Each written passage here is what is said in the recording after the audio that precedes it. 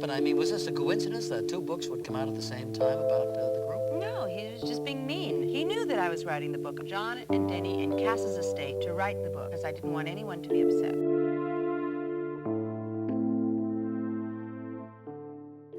50 years have passed, yet the story of the Mamas and the Papas still refuses to rest quietly in history. Their voices defined an era, but behind the scenes, things were extremely dark and complicated. Michelle Phillips, the band's luminous star, was at the center of it all, torn between love and betrayal, bound to a husband who controlled her, and surrounded by secrets that threatened to destroy everything they built. Now, after decades of silence, she's finally revealed the scandals that ruined the band. The birth of a sound. Long before streaming and viral fame, there was a band whose harmonies could stop you in your tracks. A group whose songs felt like bottled California sunshine, even if you were listening from a rainy apartment in New York. The Mamas and the Papas didn't just make music, they created a sound that defined an era. And for Michelle Phillips, it was the launchpad that turned a young California girl into a household name almost overnight. Yet as dazzling as their rise was, the story behind the melodies was tangled with ego, jealousy, and scandals that would eventually pull everything apart. The group officially began in New York City in 1965. The lineup was John Phillips, his wife Michelle, Canadian singer Denny Doherty, and the powerhouse vocalist Cass Elliot. Each brought something different. John brought meticulous arrangements, Michelle an angelic tone, Denny a rich tenor, and Cass a soaring contralto. Together, they created a harmony blend that felt effortless but was, in truth, the product of restless ambition and months of struggle. Their roots stretched back to the folk scene of Greenwich Village, where John had cut his teeth in the Journeyman, and Denny and Cass had sung in a short-lived group called the Mugwumps. The folk revival was already fading, and the British invasion was changing the rules of popular music. John Phillips had prided himself on structure and precision and now needed to survive in a new musical landscape. The solution came when he began experimenting with blending folk storytelling with lush pop arrangements and tight vocal harmonies. But one major hurdle nearly changed the course of history: Cass Elliott's place in the band. John, who was notoriously controlling about sound and image, resisted bringing her in. He claimed her voice didn't blend, and even dismissed her outright because of her weight. Cass, however, was undeterred. According to her own telling, a freak accident in the Virgin Islands, where the group had gone to rehearse, actually expanded her vocal range and proved to John she could hit notes he had insisted she couldn't. Once Cass opened her mouth and filled a room with her voice, there was no denying her, and soon she became the heart of their sound. The Virgin Islands period was critical. The four of them lived and rehearsed together, working out harmonies under the Caribbean sun. Money was tight, tempers often flared, but out of that unlikely setting came the songs that would define them. When they returned to the States and auditioned for producer Lou Adler at Dunhill Records, the transformation was instant. Their first recordings captured an entirely new mood, a dreamy, bittersweet optimism that seemed to belong to California itself. But their big breakout came with the release of California Dreamin'. This song, written by John and Michelle during a freezing winter in New York, hit the airwaves in 1965 and exploded.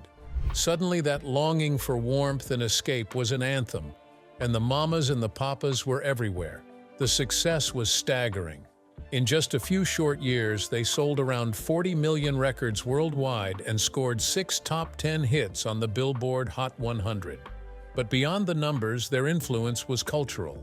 They helped define the genre critics later called sunshine pop, a bright yet slightly melancholic sound that shaped the soundtrack of the late 1960s. They became fixtures of the era's biggest stages, from television variety shows to the Monterey Pop Festival, where their set placed them at the heart of the counterculture movement.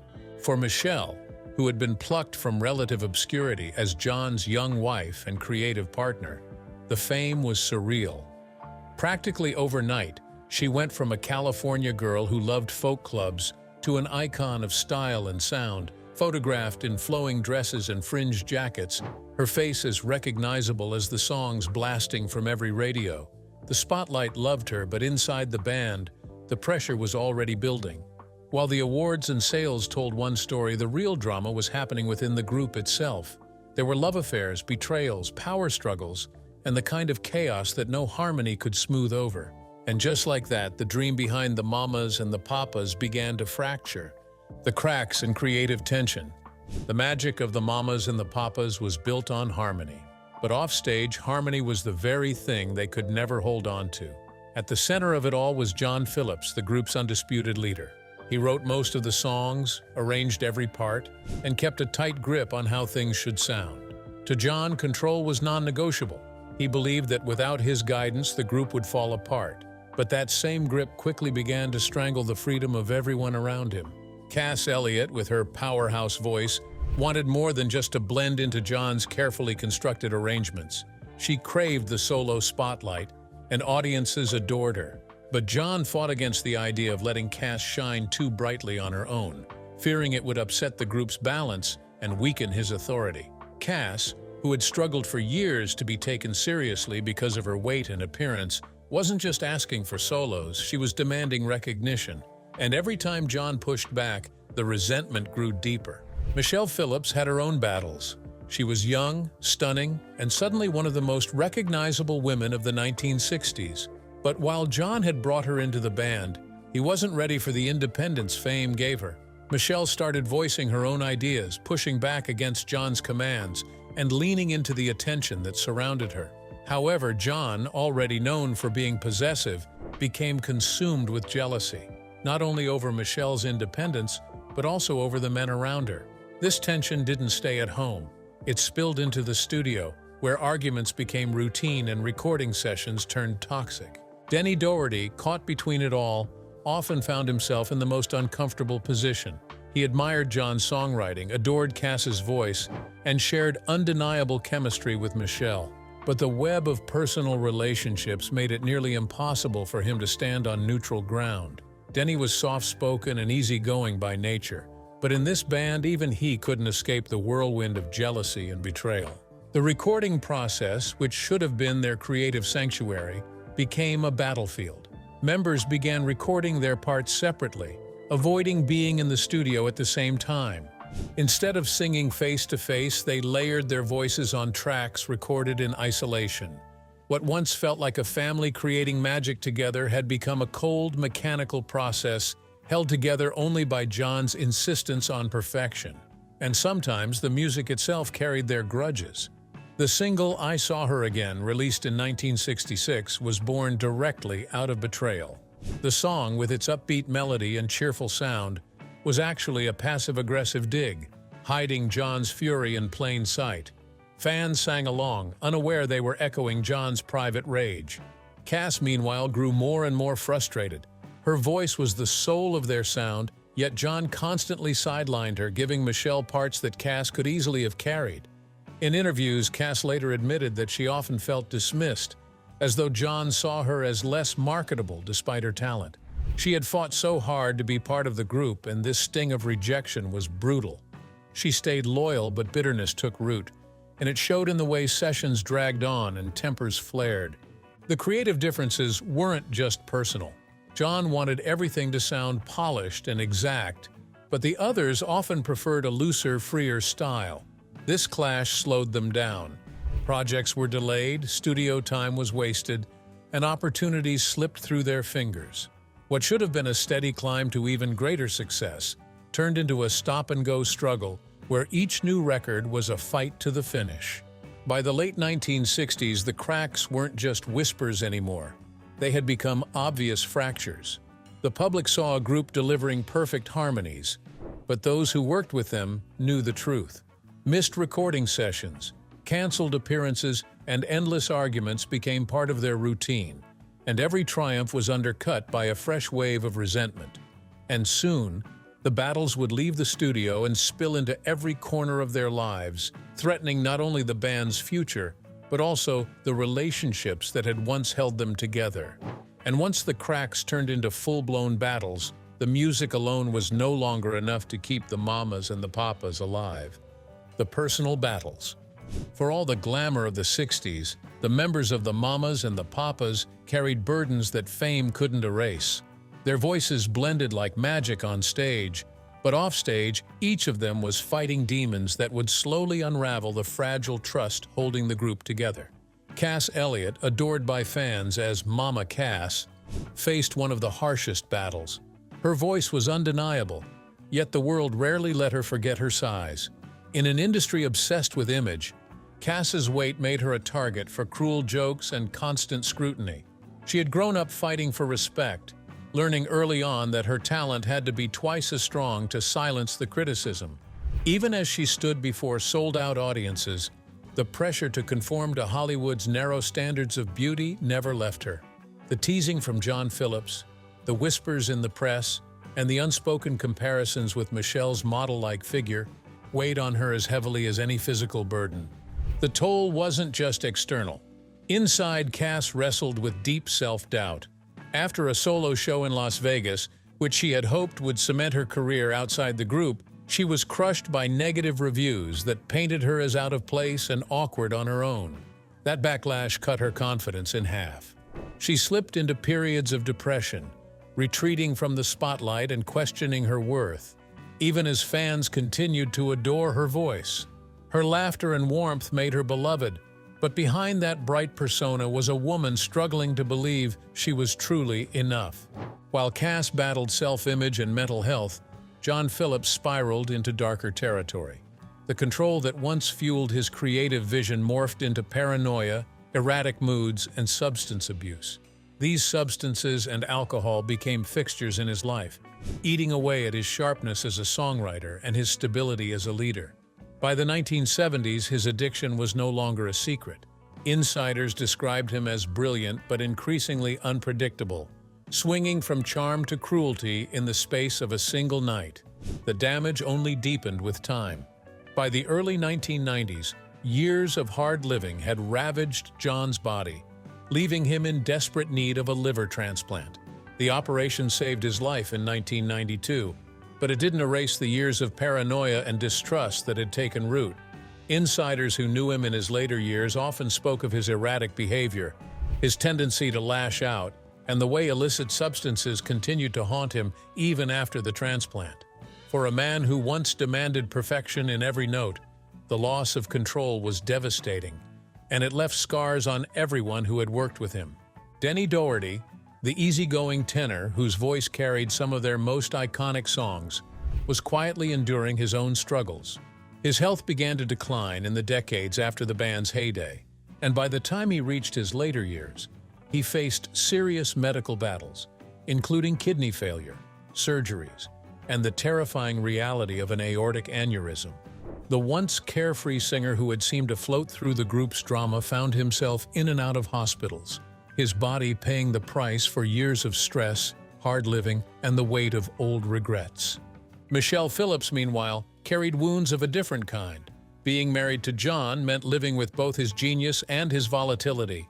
Behind the glamorous photos and magazine covers, Michelle often felt trapped between admiration and fear.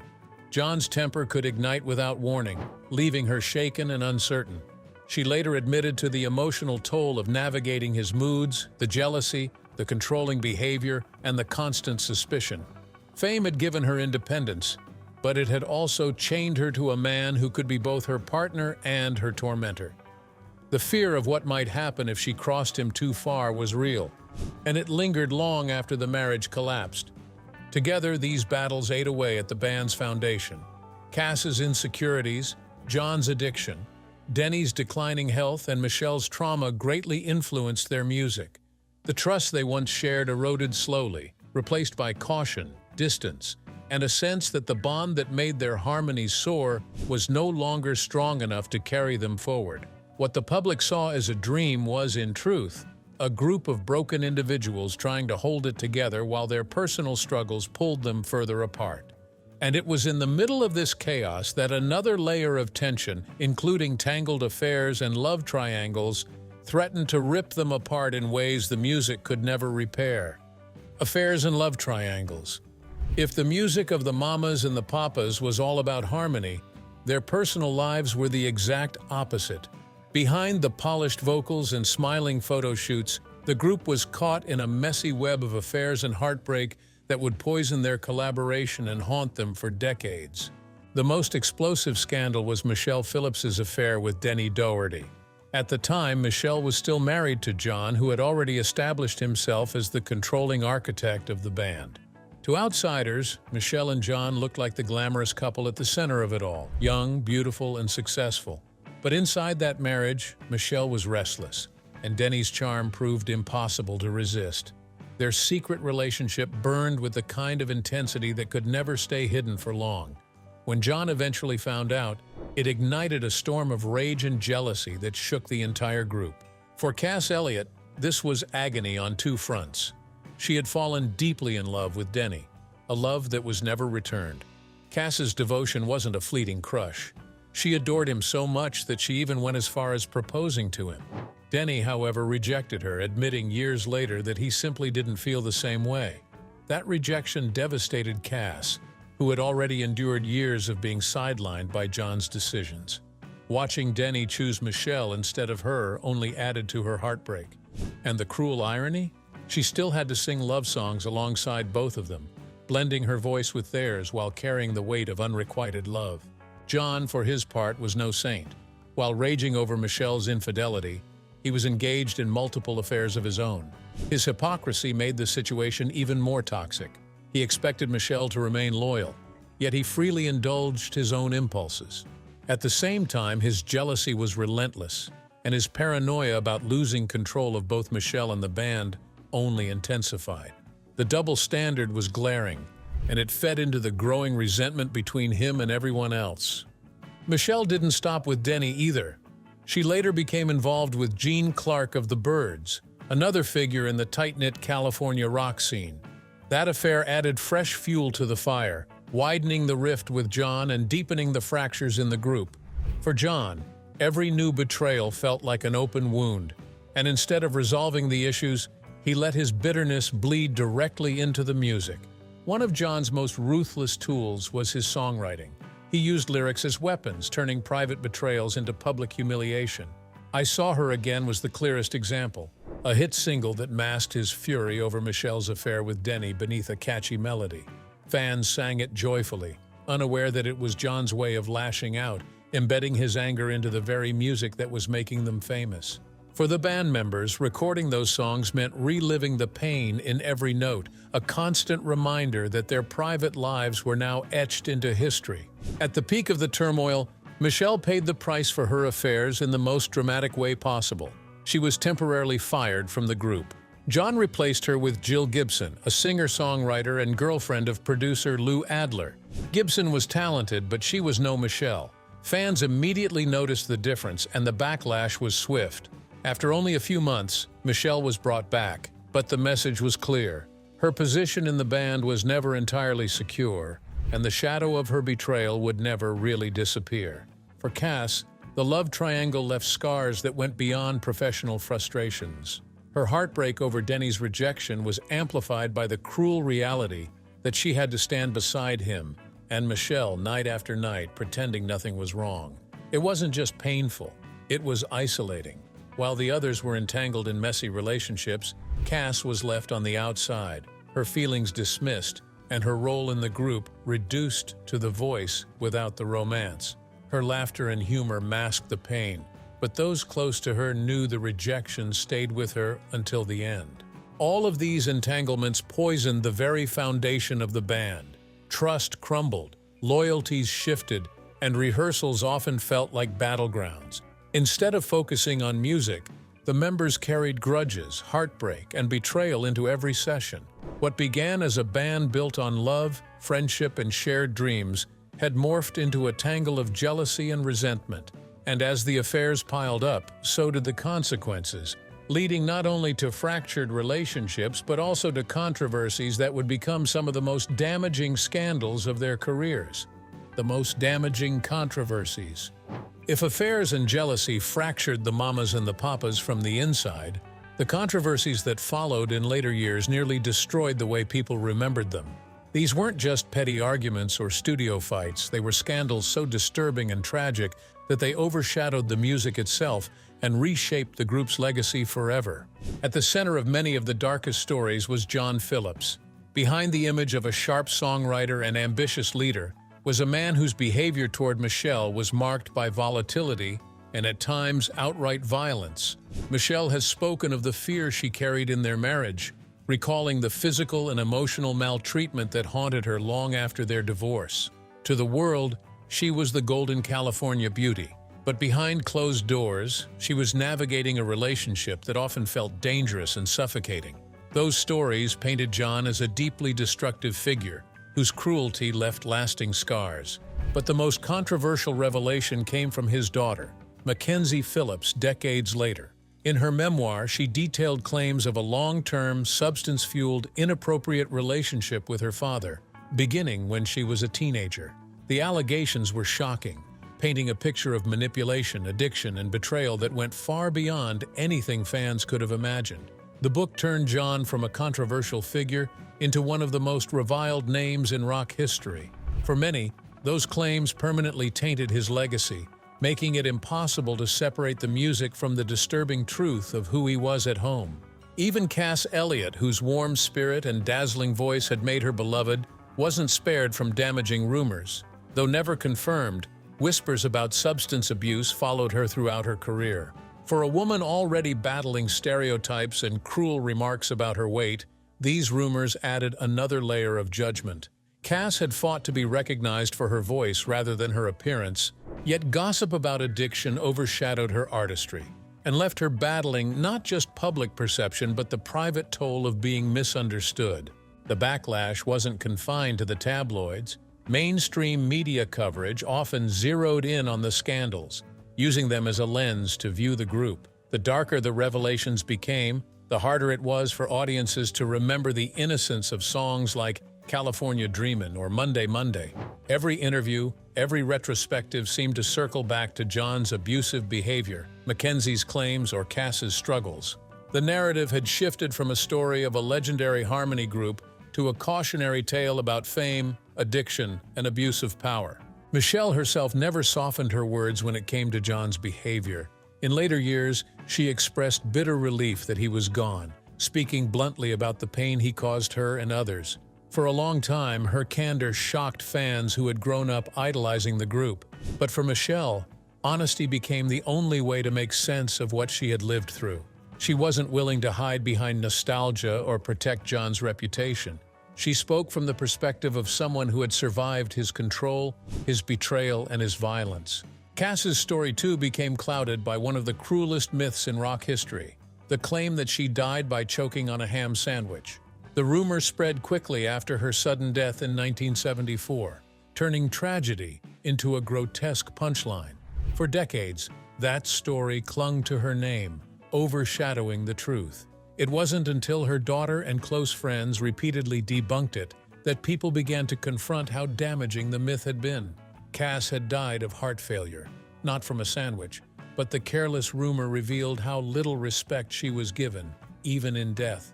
All of these controversies combined to reshape how the world remembered the mamas and the papas. The music remained timeless, but the image of the group as carefree dreamers was shattered forever. And at the heart of it all was Michelle, the last surviving member, carrying the weight of those memories and the courage to finally share her most heartbreaking revelations about what life inside the band had truly been like. Michelle's heartbreaking revelations. By 1968, the cracks that had been splitting the Mamas and the Papas finally gave way. The band officially broke up, leaving behind just a handful of albums but a mountain of drama. For the public, it seemed sudden, but for Michelle, it was the natural result of years of infidelity, jealousy, and exhaustion. The dream was over, though record contracts pulled them back together briefly in 1971 for one last album, People Like Us. That reunion was anything but joyful. In fact, it was more an obligation than a passion project, and everyone knew it. When the music stopped, Michelle was forced to rebuild her life outside of the band. She turned to acting, carving out a second career that surprised people who had only known her as a singer. She landed roles in both film and television, proving that she wasn't just John's young wife or the pretty face of a harmony group. She had a talent that could stand on its own. She also released solo music, though nothing reached the dizzying heights of the band's success. John's story went in a very different direction. His attempts at a solo career failed to catch fire, and his addictions and personal scandals defined much of his later years. By the time he died in 2001 at the age of 65, his reputation was tangled in both admiration for his songwriting and revulsion at the darker truths that had come to light. Denny, who had always seemed like the most easygoing of the group, quietly stepped away from the spotlight. He eventually settled in Canada, far from the chaos of Hollywood. But even distance couldn't erase the toll of those years. His health declined, and in 2007 he died at the age of 66, leaving Michelle as the last surviving member of the original lineup. In recent years, Michelle has become the keeper of the band's history. Through interviews with Rolling Stone, appearances on podcasts, and even casual conversations on YouTube, she has spoken candidly about what it was like to live through that whirlwind. She has described the betrayal, the heartbreak, and the maltreatment, but also the magic of the music and the way it touched millions of people. She has also spoken openly about healing, about finding peace in her later years, and about reconciling the messy truth with the beauty of the art they created.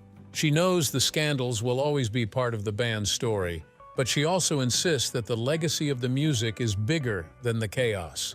And now, Michelle is determined to make sure that story is told on her own terms. She has been vocal about plans for a biopic, promising that it will be made. The Mamas and the Papas were never perfect people, and their private lives were filled with betrayal, addiction, and heartbreak. But when they stood together and sang, something extraordinary happened. As Michelle has often said, they were imperfect people who made perfect music, and that, above all, is what will live on. Which band member do you think contributed more to the chaos in the group? Drop your answers in the comment section below. If you enjoyed this video, don't forget to click on the next video on your screen, like this video, and subscribe to our channel for more updates.